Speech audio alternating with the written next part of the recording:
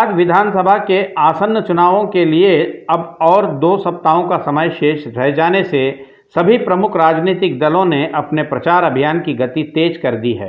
इसी संदर्भ में भारतीय जनता पार्टी के प्रत्याशी ईटेला राजेंद्र ने मंडल के पोतिरेड्डीपेट ग्राम में अपना चुनाव प्रचार कार्यक्रम आरंभ किया। इस अवसर पर पोतिरेड्डीपेट ग्राम की जनता ने ईटेला राजेंद्र का फूलों से स्वागत कर उन पर पुष्पवृष्टि की। ग्रामीणों ने राजेंद्र का भव्य स्वागत एवं सम्मान किया। बड़ी संख्या में इकट्ठा हुए महिलाओं ने एक भव्य जुलूस के रूप में डांडिया नृत्य करते हुए ईटेला राजेंद्र के साथ पूरे जोश के साथ आगे बढ़ते हुए क्षेत्र में मतदाताओं को अपनी ओर आकर्षित करते रहे। ईटेला के पक्ष में भारतीय जनता पार्टी के कमल के निशान पर वोट देकर उन्हें भारी बहुमत से जीत दिलाने का आग्रह किया।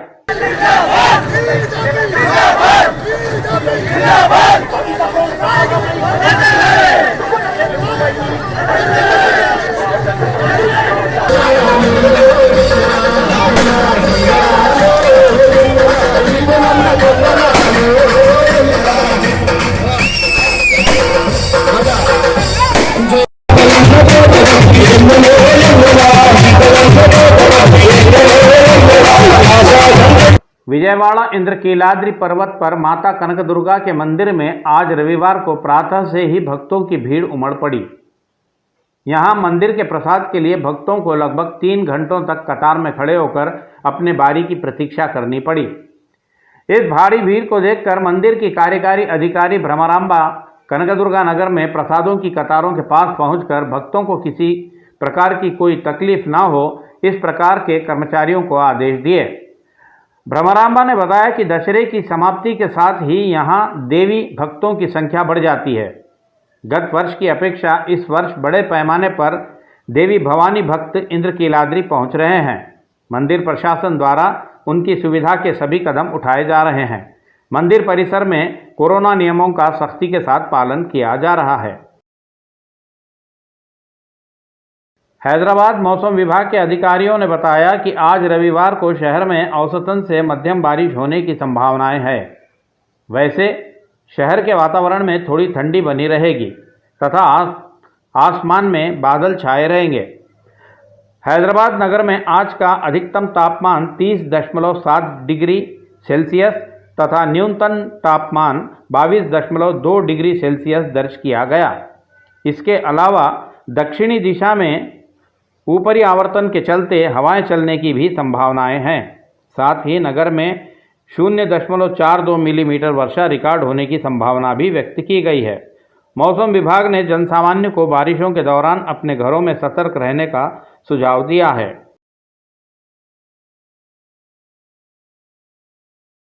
अंतर्राष्ट्रीय गरीबी उन्मूलन दिवस के संदर्भ में देश के उपराष्ट्रपति एम वेंकैया नायडू ने अपने विचार व्यक्त करते हुए कहा कि हिंसा से भी दर्दनाक रूप गरीबी का है।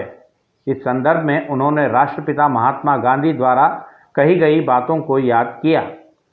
उपराष्ट्रपति वेंकैया नायडू ने कहा कि गरीबी उन्मूलन के लिए सभी लोगों को स्थायी एवं सुस्थिर रोजगार उपलब्ध कराने के लिए हम सभी को संगठित रूप से प्रयास करना चाहिए।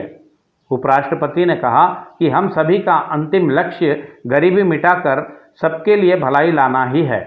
उन्होंने अपने इस ट्विटर संदेश में सभी से गरीबी उन्मूलन के कदम उठाने का आग्रह किया। तेलंगाना राष्ट्र समिति पार्टी अध्यक्ष पद के लिए चुनाव संबंधी कार्यक्रम की घोषणा की गई है। चुनाव के रिटर्निंग अधिकारी श्रीनिवास रेड्डी ने चुनाव कार्यक्रम जारी किया। इस जारी कार्यक्रम के तहत नामांकन स्वीकार करने की प्रक्रिया आज से ही आरंभ हो गई है। निर्वाचन अधिकारी श्रीनिवास रेड्डी द्वारा जारी कार्यक्रम के अनुसार आज से 22 अक्टूबर के अपराह्न 3 बजे तक नामांकन पत्र स्वीकार किए जाएंगे। नामांकन पत्रों की जांच के पश्चात नामांकन वापस लेने की तिथि 24 अक्टूबर रखी गई है और 25 अक्टूबर को टीआरएस पार्टी के अध्यक्ष का चुनाव, उसी दिन परिणामों की घोषणा भी की जाएगी। प्राप्त जानकारी के अनुसार 25 अक्टूबर को चुनावों के पश्चात पार्टी की प्लीनरी बैठक आयोजित की जाएगी। पार्टी ने घोषणा करते हुए बताया कि इस प्लीनरी बैठक में राज्य भर से 13,000 से अधिक प्रतिनिधि भाग लेंगे। रिटर्निंग अधिकारी ने बताया कि अध्यक्ष का चुनाव तथा पार्टी की प्लीनरी हाईटेक्स में संपन्न होंगी। टीआरएस अध्यक्ष पद के लिए नामांकन पत्र दाखिल करने की प्रक्रिया आज आरंभ हो गई। इस संदर्भ में राज्य के कई मंत्रियों, विधान परिषद सदस्यों, विधायकों तथा सांसदों ने नामांकन पत्र दाखिल किए। आज पार्टी अध्यक्ष व राज्य के मुख्यमंत्री केसीआर का समर्थन करते हुए नामांकन पत्र दाखिल करने वालों में राज्य के मंत्री निरंजन रेड्डी, तलसानी श्रीनिवास यादव, जगदीश रेड्डी, एर्रबेल्ली दयाकर, श्रीनिवास गौड़, पुवाड़ा, मल्ला रेड्डी, सबिता इंदिरा रेड्डी, अल्लोला, सत्यवती राठौड़ तथा गृह मंत्री महमूद अली ने अध्यक्ष पद के लिए केसीआर की ओर से नामांकन पत्र दाखिल करने वालों में शामिल है। हैदराबाद नगर के जल विहार में अलई बलई कार्यक्रम धूमधाम के साथ संपन्न हुआ। हरियाणा राज्य के राज्यपाल बंडारू दत्तात्रेय की पुत्री विजयलक्ष्मी के नेतृत्व में इस कार्यक्रम का आयोजन किया गया। अलई बलई कार्यक्रम में कई प्रमुख हस्तियां शामिल हुई। अलई बलई कार्यक्रम में शामिल हुए प्रमुख व्यक्तियों में उपराष्ट्रपति एम वेंकैया नायडू, राज्यपाल तमिलिसई, हिमाचल प्रदेश के राज्यपाल राजेंद्र विश्वनाथ, केंद्रीय मंत्री जी किशन रेड्डी, तेलुगु राज्यों के मंत्री, विधायकों सहित सांसदों, जनसेना के नेता पवन कल्याण, मूवी आर्टिस्ट एसोसिएशन के नवनिर्वाचित अध्यक्ष मंचू विष्णु, प्रमुख अभिनेता कोटा श्रीनिवास राव आदि शामिल है। इस कार्यक्रम में पधारे प्रमुखों का बंडारू दत्तात्रेय के परिजनों ने उनका भव्य स्वागत किया। अलई बलई कार्यक्रम के अंतर्गत राज्यपाल तमिलिसई ने सांस्कृतिक कार्यक्रमों का शुभारंभ किया। इस मौके पर उन्होंने महिलाओं के साथ मिलकर नृत्य किया। इस कार्यक्रम में दिग्गज हस्तियां उपस्थित होने के कारण वहां सुरक्षा व्यवस्थाओं का इंतजाम नगर पुलिस आयुक्त अंजनी कुमार की देखरेख में किया गया। అందరికీ దసరా పండుగ శుభాకాంక్షలు। తెలంగాణలో దసరా పండుగ సంబరాలు గొప్పగా ఉన్నాయి। బతుకమ్మ పండుగ సెలబ్రేషన్స్ చాలా సంతోషంగా జరుపుకుంటున్నాము। రాజ్భవన్ లో కూడా బతుకమ్మ పండుగ ఘనంగా జరుపుకుంటున్నాము। ఇలా ఈ అలైబల సంబరాలలో పాల్గొనడం నాకు చాలా ఆనందంగా ఉన్నది। I appreciate Honorable Bandaruji.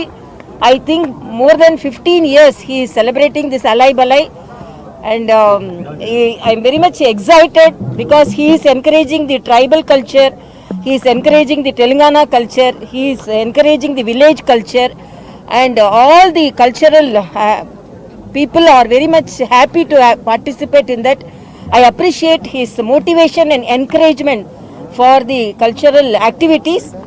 And this is a pride of Telangana. This celebration is a pride of Telangana, and I am very happy our Honorable Prime Minister has sent wishes to this Alai Balai program, and as Governor of Telangana, and always our Bandaruji is my senior guide, and I am very happy to participate in this. I wish our Honorable Bandaruji's daughter Vijayalakshmi Bandaruji is taking forward her father's legacy in these celebrations, and I wish her all the best, and I wish year after year Bandaruji should celebrate this cultural program. నేను governor పదవిలో ఉన్నాను కాబట్టి నా కుమార్తె విజయలక్ష్మి ఈ కార్యక్రమాలు నిర్వహిస్తున్నందుకు నాకు చాలా సంతోషంగా ఉంది। అలాగే అలై బలై యొక్క ఉద్దేశం కూడా ఏంటంటే ఏ ఉన్నా మనందరం కలిసి పనిచేయాలనేటువంటిది దీని యొక్క సందేశం। గిరిజనులైనా, దళితులైనా, లేక వెనుకబడిన వాళ్ళైనా, పై వర్గాల వాళ్ళైనా అందరం కూడా సమరసంతో వెళ్తేనే మన అభివృద్ధి సాధ్యమవుతుంది। అయితే కోవిడ్ వచ్చింది కాబట్టి ఈ కోవిడ్ పరిస్థితుల్లో ఆలింగనం చేసుకోకుండా ఒకరికొకరు ప్రేమతో, ఆత్మీయతో నమస్కారం తెలియజేసుకొని అలై బలై కార్యక్రమాన్ని జమ్మి వృక్షాన్ని పూజించి, ఆయుధాలను పూజించి, శక్తిని ఆరాధించే ఈ యొక్క దసరా పండుగ ఇది తప్పకుండా నాకు విశ్వాసం ఉన్నది। దీన్ని అనేక మంది రాజకీయ పార్టీలకు అతీతంగా అందరూ వచ్చి ఈ కార్యక్రమంలో పాల్గొంటున్నందుకు నాకు చాలా సంతోషంగా ఉంది। आंध्र प्रदेश के श्रीकाकुलम जिला स्थित उद्यान क्षेत्र में फिर एक बार भालुओं ने आतंक मचाया है। यहां एक भालू द्वारा किए गए हमले में मंदस मंडल के बाहड़पल्ली ग्राम निवासी लोकनाथम गंभीर रूप से घायल हो गए। भालुओं के हमले में घायल हुए लोगों को स्थानीय ग्रामीण लोगों ने हरिपुरम सरकारी अस्पताल ले जाकर उनका उपचार करवाया। स्थानीय लोगों ने चिंता व्यक्त करते हुए बताया कि भालुओं के हमले को लेकर संबंधित अधिकारियों से शिकायत करने पर भी वे उनकी शिकायतों को अनसुना करते आ रहे हैं। भयभीत लोगों ने बताया कि यहां भालुओं द्वारा मचाए जाने वाले उत्पात एवं हमलों की घटनाएं सदैव होती रहती है, लेकिन वन विभाग या संबंधित अधिकारी इस ओर ध्यान नहीं देते। लोगों ने सरकार तथा क्षेत्र से संबंधित अधिकारियों से आग्रह किया कि वे उन्हें भालुओं के उत्पात एवं हमलों से सुरक्षा प्रदान करें। नगर के सीमावर्ती अब्दुल्लापुर मेट विजयवाड़ा राष्ट्रीय राजमार्ग पर एक भीषण सड़क दुर्घटना घटी। यहां अब्दुल्लापुर मेट में एक तेज रफ्तार से आई कार डिवाइडर से टकराकर छलांग मारकर दूसरी ओर जाकर गिर गई। उसी समय विजयवाड़ा की ओर से आ रही एक और कार ने उस दुर्घटना की शिकार कार को टक्कर मार दिया। इस भीषण हादसे में 3 लोग गंभीर रूप से घायल हो गए। इस सड़क हादसे के कारण लगभग 1 किलोमीटर तक ट्रैफिक जाम लग गया। घटना की सूचना मिलते ही वहां पहुंची पुलिस ने अन्य दूसरे वाहनों को तकलीफ ना हो इसके लिए तत्काल इंतजाम कर ट्रैफिक को क्लियर कर दिया। तत्पश्चात पुलिस ने दुर्घटना का मामला दर्ज कर लिया। पुलिस ने बताया कि कार में सवार लोग दशहरा पर्व मनाकर वापस हैदराबाद अपने घर लौट रहे थे। इसी दौरान यह दुर्घटना घटी। पुलिस मामले की जांच कर रही है।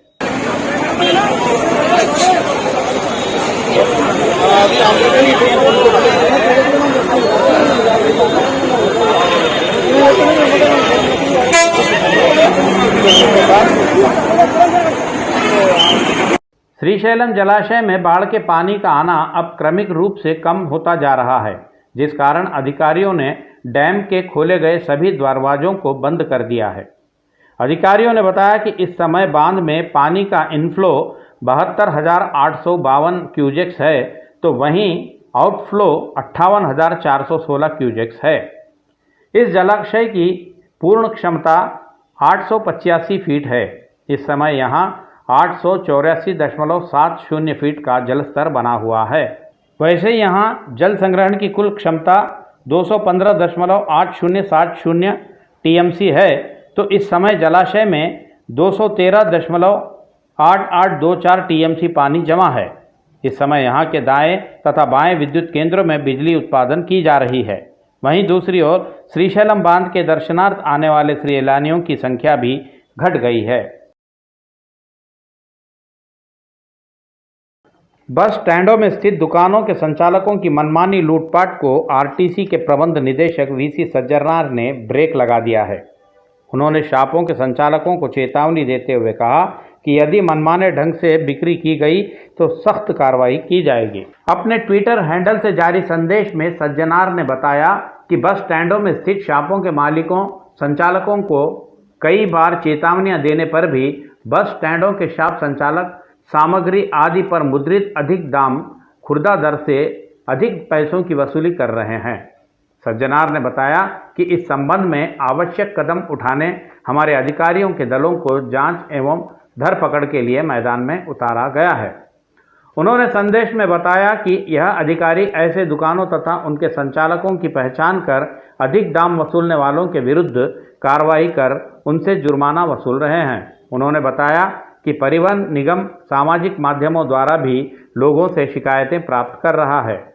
उन्होंने लोगों बस यात्रियों को सचेत करते हुए कहा कि अधिक धन की वसूली करने वाले शॉप संचालकों को संबंध में संबंधित डिपो मैनेजरों से शिकायत करें। उन्होंने अब तक एक दुकान पर लगाए गए जुर्माने तथा की गई कार्रवाई की रसीदें भी ट्विटर पर पोस्ट किया है। विशाखापट्टनम के गाजुवाका स्थित राजीव मार्ग के सत्यम्मा माता मंदिर के समीप एक वाइन शॉप स्थापित किए जाने का स्थानीय लोगों ने विरोध करते हुए अपनी आपत्ति एवं आक्रोश व्यक्त किया है। वाइन शॉप की स्थापना पर आपत्ति जताए स्थानीय लोगों ने सवाल करते हुए कहा कि मंदिर के समीप जहां एक विद्यालय भी है, ऐसी जगह पर वाइन शॉप कैसे स्थापित किया जा सकता है। स्थानीय लोगों ने सरकार से मांग की कि वाइन शॉप संचालक के विरुद्ध आवश्यक कार्रवाई करें।